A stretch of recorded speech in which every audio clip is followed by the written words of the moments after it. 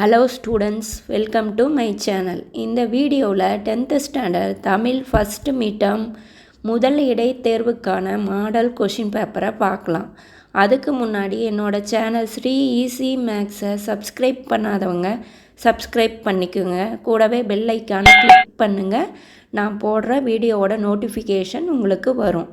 Maximum July 4th week midterm start பண்ணிடுவாங்க. இப்போ இருந்தே படிக்க ஆரம்பிச்சிங்கன்னா நல்ல மார்க் ஸ்கோர் பண்ணலாம்.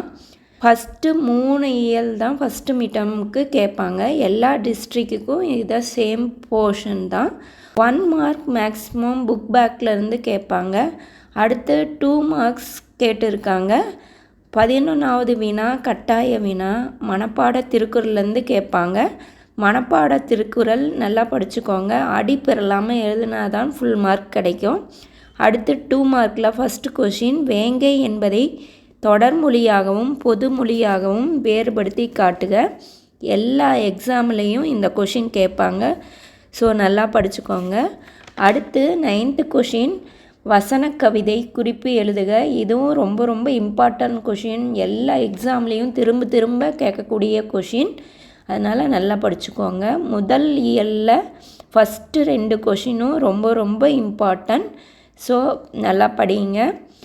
அடுத்து 10th கொஷின், விருந்தினரை மகிழ்வித்து கூறும் முகவன் சொற்களை எழுதுக. அடுத்து 11th கொஷின், கட்டாய வினா முயற்சி என தொடங்கும் திருக்குறளை எழுதுக. இந்த திருக்குறள் அடிக்கடி கேட்கக்கூடிய திருக்குறள். எல்லா மனப்பாட திருக்குறளையும் படிச்சுக்கோங்க. அடுத்து 12th கொஷின், மருத்துவத்தில் மருந்துடன் அன்பும் நம்பிக்கையும் ஆற்றும் பாங்கினை எழுதுக. இந்த கொஷின் 3rd இயர்லேருந்து கேட்டிருக்காங்க. நல்லா படிச்சுக்கோங்க. அடுத்து கலைச்சொல் கேட்டிருக்காங்க. ஒவ்வொரு இயல் லாஸ்ட்லேயும் கொடுத்துருக்காங்க.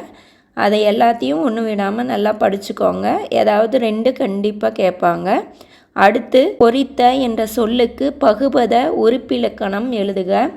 ஒவ்வொரு இயல்லையும் இருக்கும். ஸ்டார்டிங்கில் இருந்தே ஒரு நோட்டில் தனியாக எழுதி வச்சுக்கோங்க. எக்ஸாம் டைமில் ரிவிஷன் பண்ண ஈஸியாக இருக்கும். அடுத்து பழமொழி நிறைவு செய்க. உப்பில்லா டேஷ் அளவுக்கு உப்பில்லா பண்டம் குப்பையிலே. அடுத்து அளவுக்கு மீறினால் அமுதமும் நஞ்சு. அதுக்கடுத்தது இரு சொற்களையும் ஒரே தொடரில் அமைத்து எழுதுக.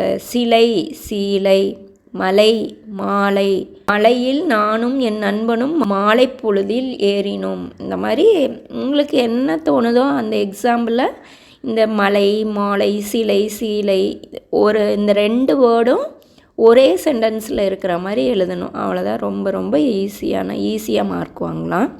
அடுத்து சொற்களில் மறைந்துள்ள தொகைகளை அடையாளம் கண்டு தொடரில் அமைக்க. இன்சொல், இந்த சொல்லில் என்ன தொகை இருக்குன்னு கண்டுபிடிச்சு தொடரில் அமைக்கணும். அடுத்து அன்னை மொழியை என தொடங்கும் பாடலை எழுதுக. இது மனப்பாட பாடல். கண்டிப்பாக இந்த பாடல் தான் மேக்ஸிமம் கேட்பாங்க. இல்லைன்னா அடுத்த இயலில் இருக்கிறத கேட்பாங்க. ஸோ படிச்சுக்கோங்க. அடுத்து சோலை காற்றும் மின்விசிறி காற்றும் பேசிக்கொள்வது போல் ஓர் உரையாடலை அமைக்க. அடுத்து 20th கொஷின், கூத்தனை கூத்தன் ஆற்றுப்படுத்தலை கூத்தாற்றுப்படை எவ்வாறு காட்டுகிறது. இது ரொம்ப ரொம்ப இம்பார்ட்டண்டான கொஷின். எல்லா டிஸ்ட்ரிக்ட் கொஷின் பேப்பர்லேயும் கண்டிப்பாக இருக்கும். இது இல்லாத எக்ஸாமே இருக்காது. அதனால் மறக்காமல் படிச்சுக்கோங்க.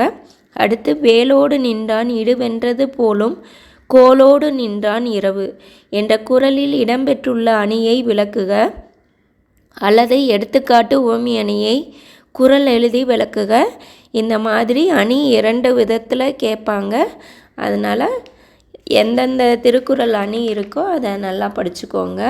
அடுத்து புளியங்கன்று ஆழமாக நடப்பட்டுள்ளது. இதுபோல் இளம்பயிர் வகை 5 பெயர்களை தொடரில் அமைக்க. இந்த கொஷின் ரொம்ப ரொம்ப இம்பார்ட்டண்டான கொஷின். இந்த கொஷின் பேப்பரில் வர கொஷின் எல்லாமே படிச்சுக்கோங்க. கண்டிப்பாக அபவ் 90 மார்க் எடுக்கலாம்.